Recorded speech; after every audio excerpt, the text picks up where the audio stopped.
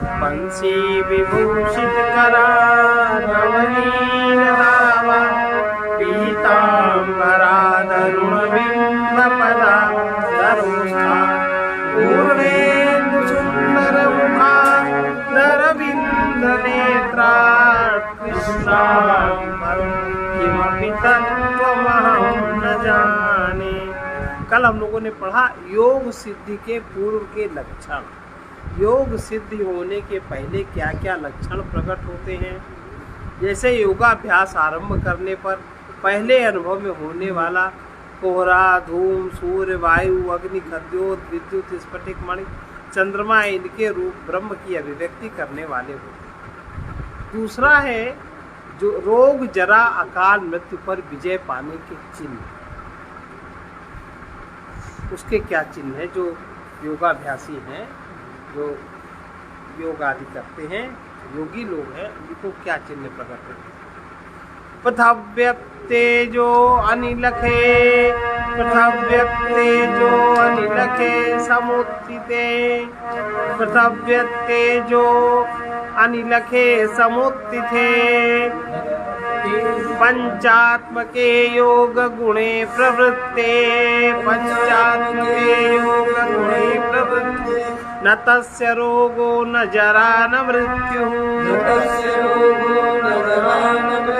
प्राप्तव्यस्य योगाग्निमयं शरीरं, प्राप्तव्यस्य योगाग्निमयं शरीरं। पृथ्वी, जल, अग्नि, वायु और आकाश की अभिव्यक्ति होने पर अर्थात पंचभूतमय योग गुणों का अनुभव होने पर, जब योग में पंचभूतों के गुणों का अनुभव अंदर होने लगता है, माने पंचभूतों की तन्मात्राओं का आपको अंदर दिव्य इंद्रियों से जब एहसास होने लगता है, जैसे दिव्य गंध का एहसास, दिव्य आकाश तत्व का शुद्ध, जो शुद्ध तत्व हैं, पंच तन्मात्राएं हैं।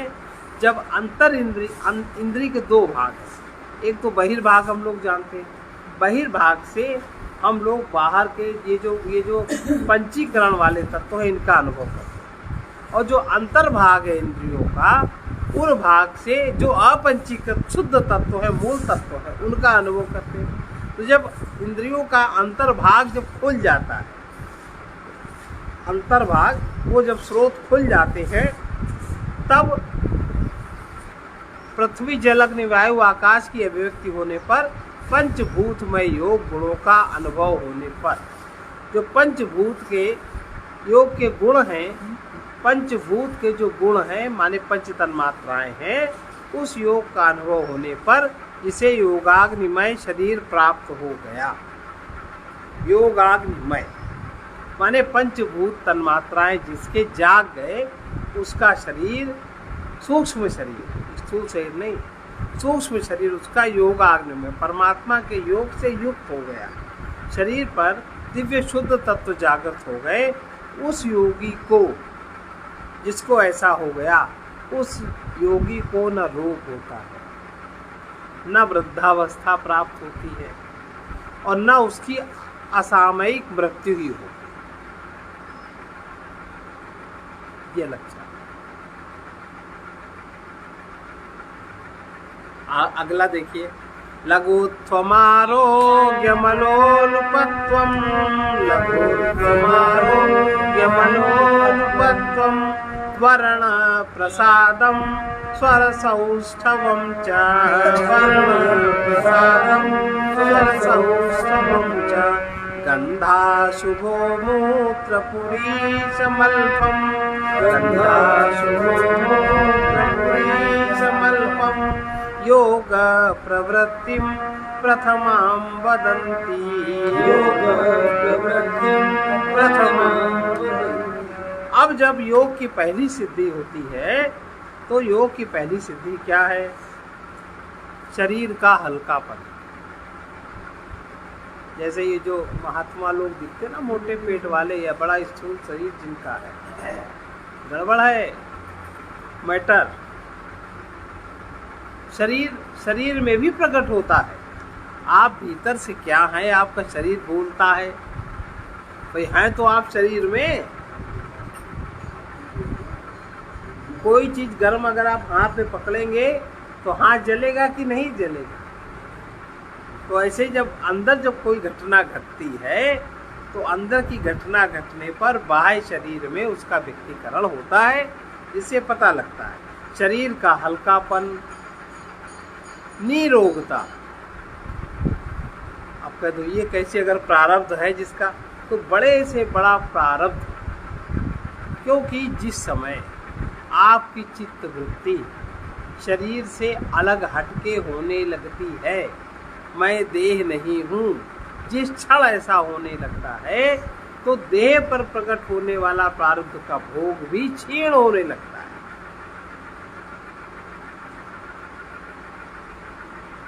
कोई कोई भोग आपके सूक्ष्म शरीर में ही प्रकट हो जाएगा और वहीं से समाप्त हो जाएगा। कोई कोई भोग कारण शरीर में प्रकट होकर समाप्त हो जाएगा। कोई कोई किसी का स्थूल शरीर में थोड़ा सा चिन्ह दिखाई पड़ेगा। तो निरोगता, इसका परिणाम शरीर का हल्कापन, शरीर के हल्कापन का परिणाम क्या है? निरोगता। और निरोगता का परिणाम क्या है? विषयासक्ति का समाप्त होना। विषयासक्ति अगर आप में नहीं रही, जितनी कम विषयासक्ति उतना कम रोग। विषयासक्ति का समाप्त होना, विषयासक्ति की निवृत्ति। और फिर जब विषयासक्ति की निवृत्ति, तो सारा आपका मुंह कब झुराता है? विषयासक्ति में ही तो। आपका ओज तेज कब डाउन होता है? विषयासक्ति में ही तो। और जिसमें विषयासक्ति नहीं है, वो चाहे सो के उठ के अब चला आवे तब भी वो चमकता है। होता है ना ऐसा, सो के उठा, आँख मल रहा है, फिर भी वो वैसा ही है, खिला हुआ। और जिसमें विषयासक्ति है, वो चाहे 10 बार नहा ले, चाहे 10 बार प्राणायाम साध ले, वो वैसे ही बना रहेगा। तो भीतर से आपका मन कैसा है, आपका मन क्या है, ये बाहर आपका शरीर बताता है।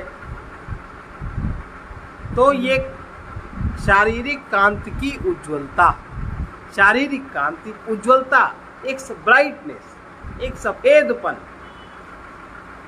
गोरे काले सब है, लेकिन एक ब्राइटनेस होना, ये शारीरिक कांति की उज्ज्वलता, अंदर का तेज बताती है।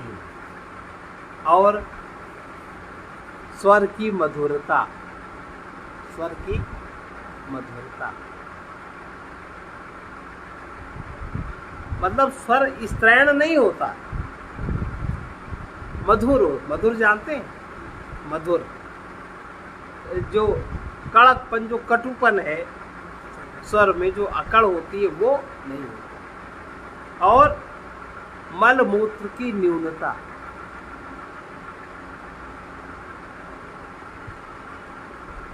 मल मूत्र शरीर में बहुत ज्यादा नहीं बनता।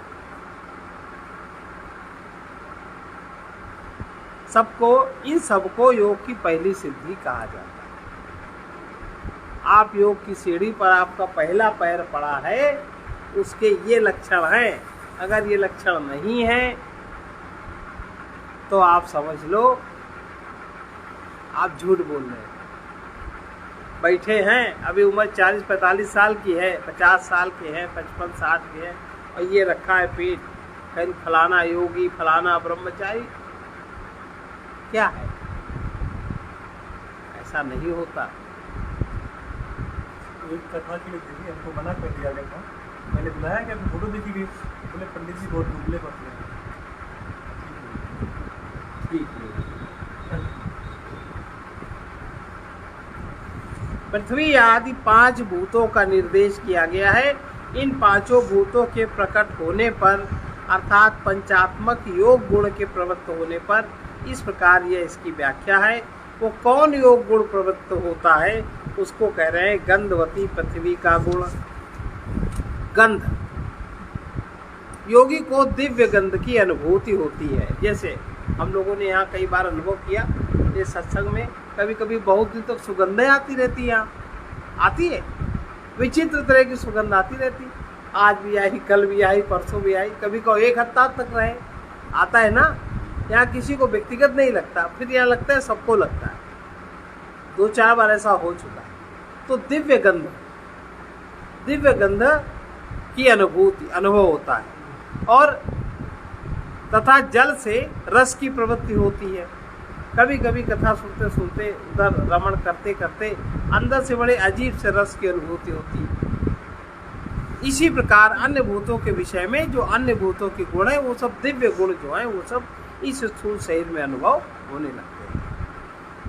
ज्योतिषवती, स्पर्शवती, रसवती, इनसे भिन्न एक गंधवती, ये योगी की 4 प्रवृत्तियां कही गई हैं। इन योग प्रवृत्तियों में से यदि एक भी प्रवृत्ति हो जाए तो योगी जन उस साधक को योग में प्रवृत्त हुआ बतलाते। अब जैसे कोई भी व्यक्ति स्वाद कैसे जीत पाता है, कोई बड़े संयम की बात नहीं। जिस व्यक्ति को दिव्य स्वाद की अनुभूति हो गई, फिर उसको इस स्वाद का, इसका रस उसकी जिह्वा में नहीं रहता, मतलब उसको समझ में नहीं आता।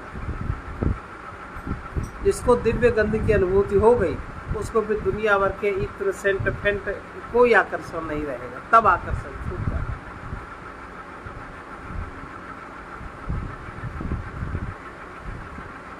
इन योग प्रवृत्तियों में से एक की भी प्रवृत्ति हो जाए तो योगी जन उस साधक को योग में प्रवृत्त हुआ बतलाते हैं। उस योगी को न रोग होता है न उसको वृद्धावस्था। ऐसा नहीं कि होती नहीं है वृद्धावस्था, होती है।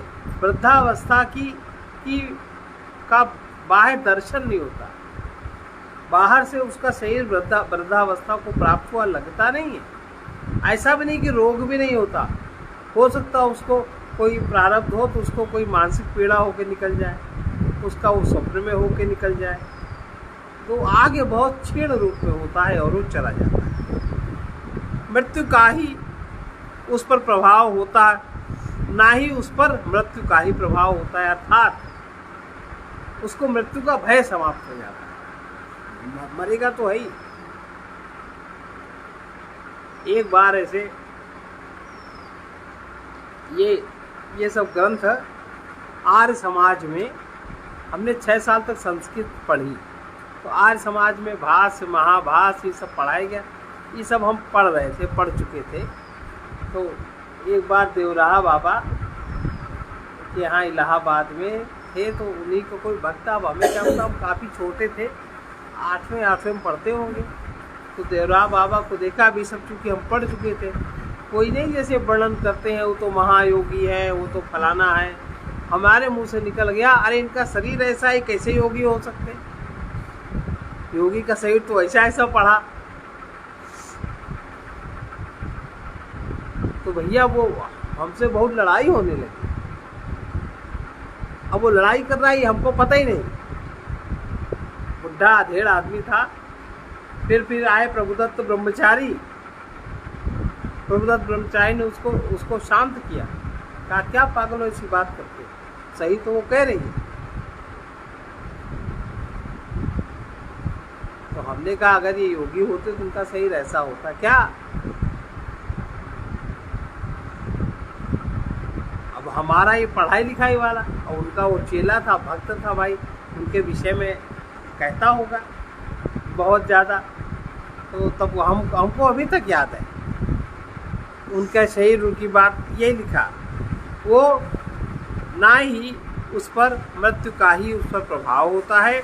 जिसे योगाग्नि में शरीर प्राप्त हो गया, अर्थात जिसे ऐसा शरीर प्राप्त हो गया जिसके दोष समूह योगाग्नि में भस्म हो गए, जिसका शरीर का दोष वात पित्त कफ जिसके पूर्ण संतुलित हो गए, उसका शरीर ऐसा हो जाता है। अब अगला देखो, योग सिद्धि या तत्व ज्ञान का प्रभाव उसके ऊपर, उसके लाइफ में क्या होता है। किसी को तत्व ज्ञान हो गया है अंदर से, किसी को योग सिद्धि हो गई और योग सिद्धि का परिणाम उसको तत्व ज्ञान हो गया। यथैव बिंबम हृदयोपलिप्तम, यथैव बिंबम हृदयोपलिप्तम, तेजोमयं भ्राजते तत्सुधांतम, तेजोमयं भ्राजते तत्सुधांतम, तत्त्वात्मतत्त्वं प्रसमीक्ष्य देहि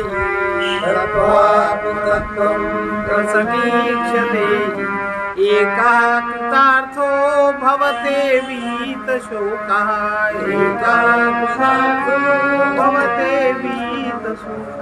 जिस प्रकार देखो ये सब पहचान है, ये सब पहचान समझ में रहनी चाहिए ताकि आप इस भवार्णव में कहीं बेवकूफ न बन जाओ। बहुत यही सब चल ही रहा है ज्यादातर। जिस प्रकार मृतिका से मलिन हुआ बिंब, मिट्टी से मलिन हुआ बिंब माने सोने या चांदी का टुकड़ा, शोधन किए जाने पर जब उसका शोध हो जाता है अग्नि में, तेजोमय होकर चमकने लगता है कि नहीं। उसी प्रकार देहधारी जीव जब उसको आत्म तत्व का साक्षात्कार कर अद्वितीय कृतकृत्य शोक रहित हो जाता है, अद्वितीय हो जाता है। माने उसके समान फिर इस पृथ्वी पर कोई दूसरा है ऐसा नहीं। और कृतकृत्य वो अपने को धन्य समझता है, शोक रहित हो जाता है, उसके जीवन में शोक की निवृत्ति हो जाती है। ये कोई योग सिद्धि का जो पूर्णतया परिणाम है। पूर्णतया परिणाम माने आत्मज्ञानी। योग सिद्धि की पूर्ण योग सिद्धि का पूर्णतया परिणाम है आत्मज्ञानी होना।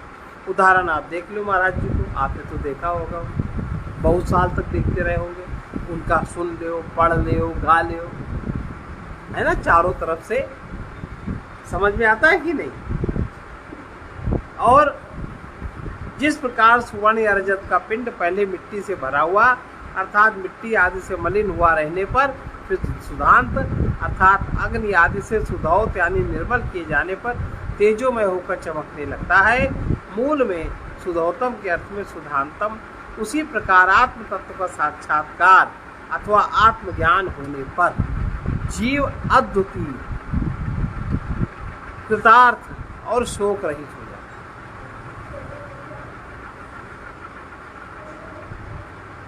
योग सिद्धि या तत्वज्ञ की स्थिति क्या होगी? योग सिद्धि या तत्वज्ञ एक ही बात है। यदात्मत्वेन तु ब्रह्म तत्त्वम् दीपोपमेनेह युक्तः प्रपश्येत अजं ध्रुवं सर्वतत्त्वैर्विशुद्धम् अजं तत्त्वं विशुद्धम् ज्ञात्वा देवं मुच्यते सर्वपापैः ज्ञात्वा देवं मुच्यते। किस प्रकार जानकर जीव शोक रहित हो पाता है उसको बतला रहे हैं। जिस समय योगी दीपक के समान प्रकाश स्वरूप आत्मभाव से माने अपने आप से जिस प्रकार योगी दीपक के समान, जैसे सामने हमारे दीपक है और आंखों से कोई दीपक को अनुभव करे, कोई दीपक को देखे, उसी प्रकार से जब अपने आप से ब्रह्म तत्व का साक्षात्कार करता है, अपने आत्मा से जब उसको साक्षात ब्रह्म तत्व का अनुभव होता है, उस समय उसको क्या अनुभव होता है? अरे उसका तो कभी जन्म ही नहीं हो सकता, हमारा हम कैसा ब्रह्म थे, निश्चल, किसी प्रकार का चल या चंचलता नहीं रहती और समस्त तत्वों से विशुद्ध, जो समस्त तत्वों से विशेष रूप से शुद्ध, जहाँ पर कुछ भी तत्व कोई भी तत्व नहीं है, ऐसे देव को जानकर, ऐसे देव का जो उसको ज्ञान होता है तब वो सर्व बंधन से मुक्त हो जाता है।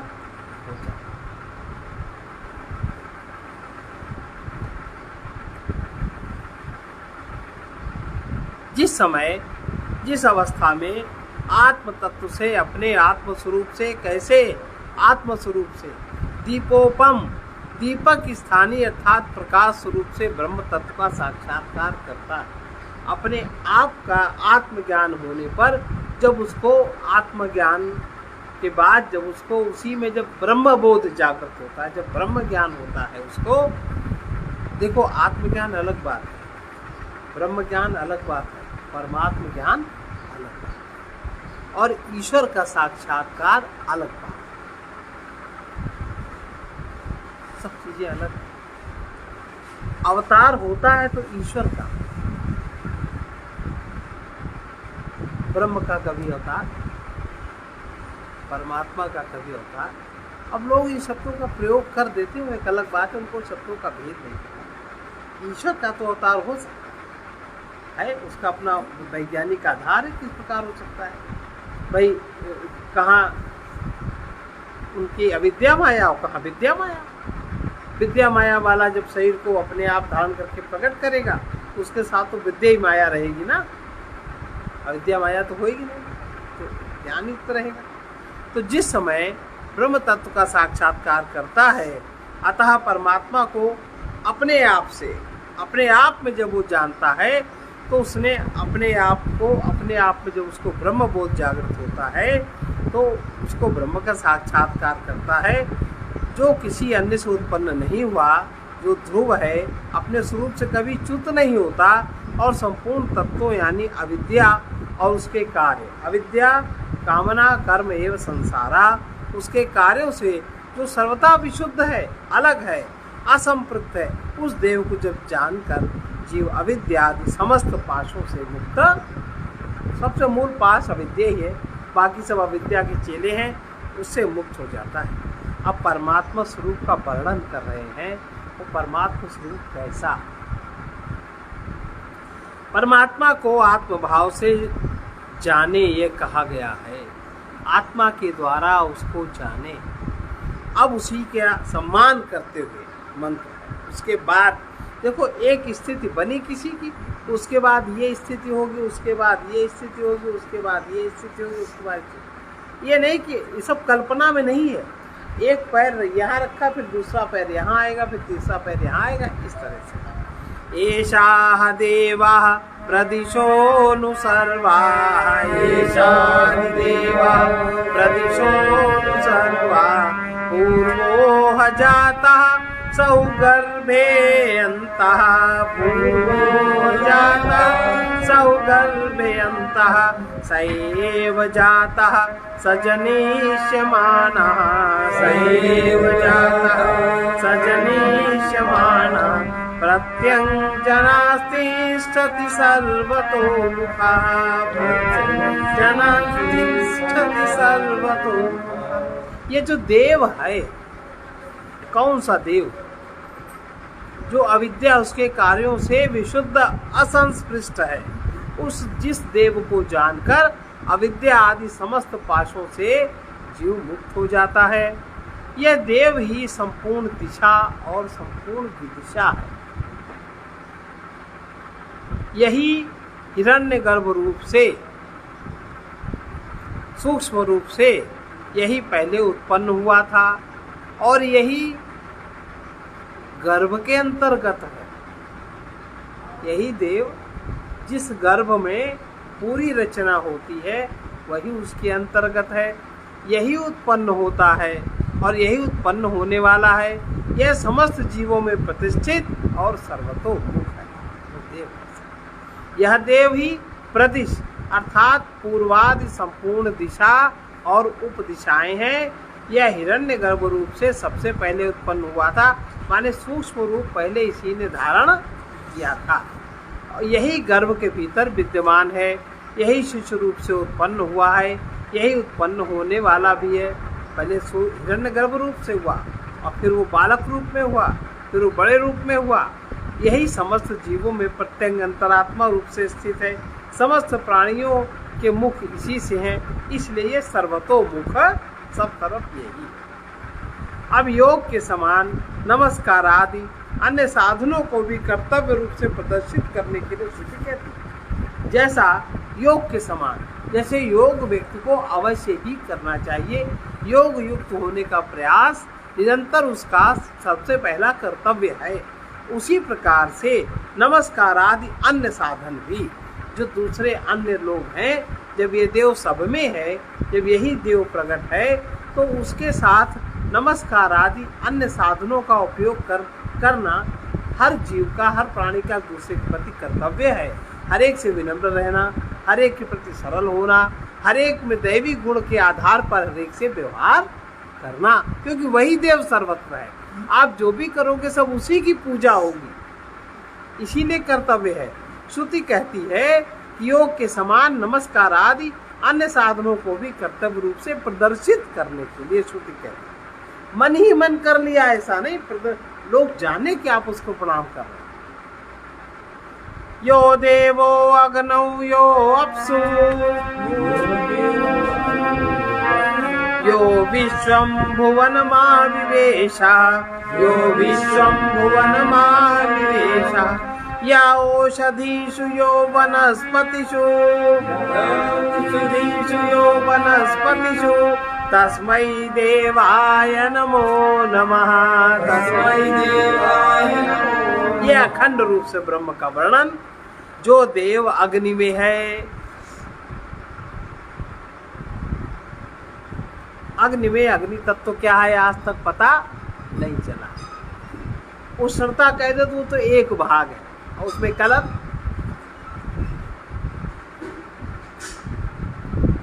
जो जल में है और जिसने संपूर्ण भुवन को व्याप्त कर रखा है तथा जो औषधि और वनस्पतियों में भी विद्यमान है, उस देव को नमस्कार है, नमस्कार है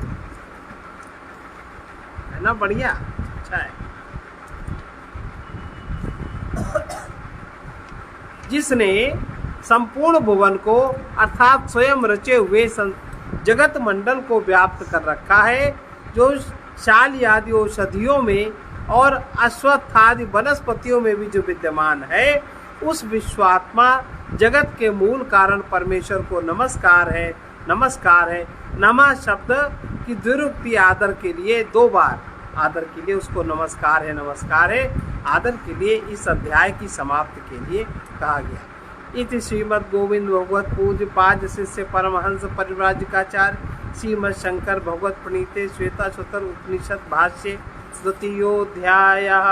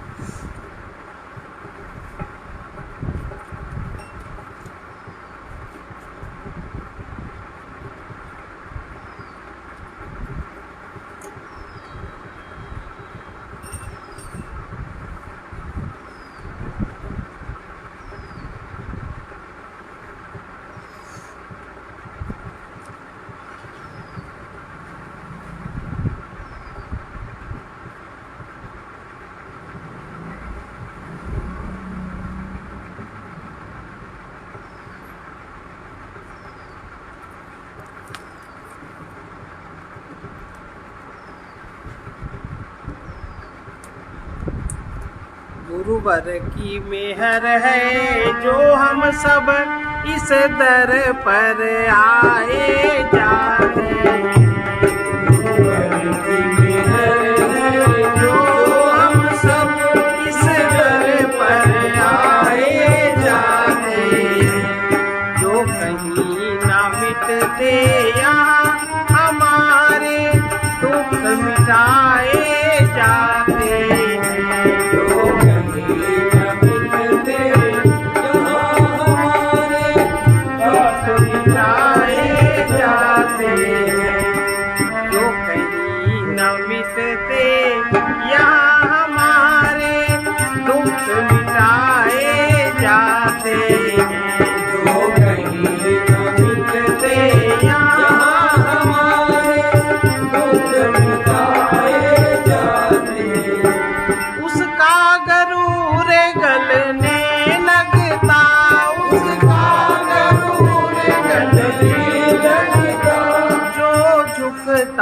इस दर पर आकर जो झुकता इस दर पर आकर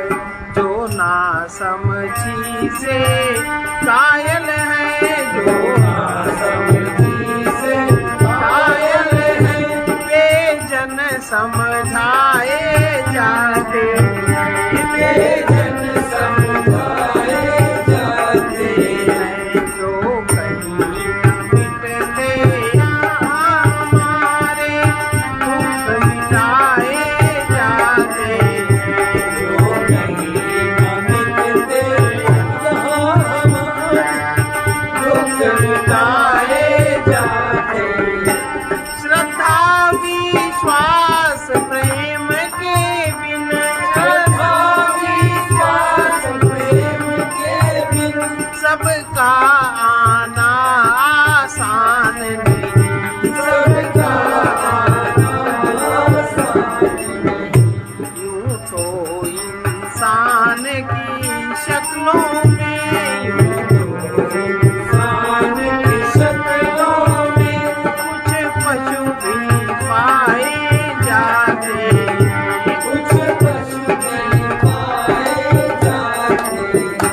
जो ना समझी से कायल है, जो ना समझी से कायल है, भोजन समझाए जाते, भोजन समझाए जाते।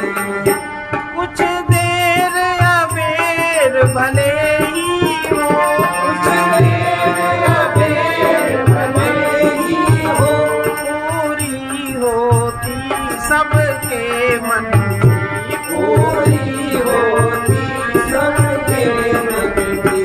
बालक फुसलाए जाते हैं, बालक फुसलाए जाते हैं, लालची बुझाए जाते हैं, लालची जाए जाते हैं। गुरुवर की मेहर है जो हम सब, गुरुवर की मेहर है जो हम सब इस दर पर आए जाते हैं, इस दर पर आए जाते हैं। बल विद्या धन पद के मत में, बल विद्या धन पद के मत में जो नहीं किसी की सुनते, जो नहीं किसी की सुनते। जब गिरता उनका अहंकार, जब गिरता उनका अहंकार, तब यही उठाए जाते, तब यही उठाए जाते। जो कहीं न मिटते यहाँ हमारे दुख मिटाए जाते, जो कहीं न मिटते यहाँ हमारे दुख मिटाए जाते। जो हिम्मत वाले हैं वो नकली दौलत के दानी होंगे, जो हिम्मत वाले हैं वो नकली दौलत के जो हिम्मत वाले हैं वो नकली दौलत के दानी होते, जो हिम्मत वाले नकली दौलत के दानी, ये दानी असली दौलत के फिर फिर धनी बनाए जाते, फिर धनी बनाए जाते। जो ना समझ से कायल है, जो ना समझ से कायल है, वे जन समझाए जाते, वे जन समझाए जाते।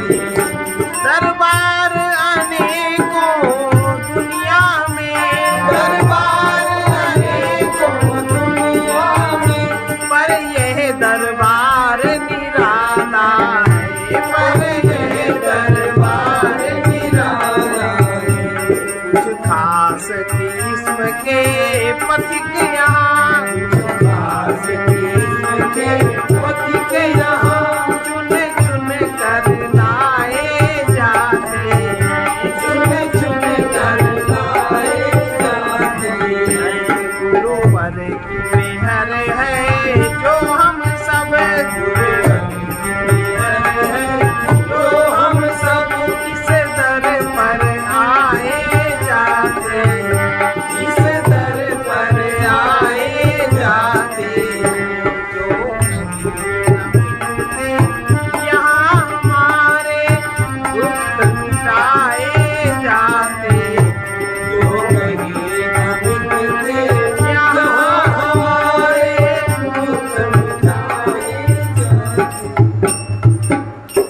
संत वचन है, जब तक सत चेतन ज्ञान स्वरूप आत्मा में ही मन को नहीं लगाओगे, जब तक सत चेतन आत्मा, सत चेतन ज्ञान स्वरूप आत्मा में ही मन को नहीं लगाओगे, आत्मा में ही बुद्धि को स्थिर नहीं करोगे, आत्मा में ही अहंकार को समर्पित नहीं देखोगे, तब तक सुख के अंत में दुख से, विपत्तियों से मुक्त नहीं हो सकोगे।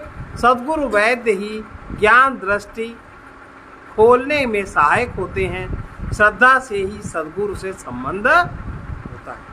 सर्वे भवन्तु सुखिनः, सर्वे भवन्तु सुखिनः, सर्वे सन्तु निरामयाः, सर्वे सन्तु निरामयाः, सर्वे भद्राणि पश्यन्तु, सर्वे भद्राणि पश्यन्तु, मा कश्चित् दुःखभाग् भवेत्। मा कश्चित् दुःखभाग् भवेत्। कृष्णाय वासुदेवाय, कृष्णाय वासुदेवाय, हरे परमात्मने, हरे परमात्मने, प्रणतक्लेशनाशाय, प्रणतक्लेशनाशाय, गोविन्दाय नमो नमः।